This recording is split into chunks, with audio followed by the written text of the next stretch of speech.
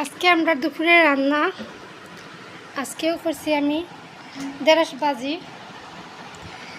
ভাজি করছি। এরপরে এটা টক রাঁধছি, ধনিয়া পাতা দিতাম মনে নাই, দিলাই এখন টমেটো টক ভাগা দিয়ে আনছি খালি, আর ধনিয়া পাতা দিলাইলাম। আর এটাতে রাঁধছি পটল দিয়ে, আলু দিয়ে, ইলিশ মাছের মাথা দিয়া, লেজ দিয়া, সপ্তাহ দিয়া ইলিশ মাছের।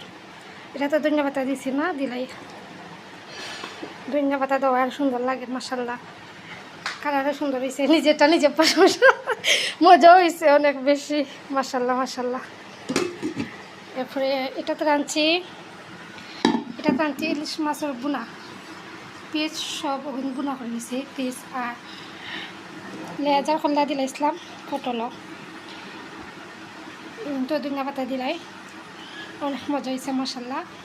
এই আজকে আমরা দুপুরে রান্না ইলিশ মাছ বুনা, পটল টক আর ঢেঁড়স।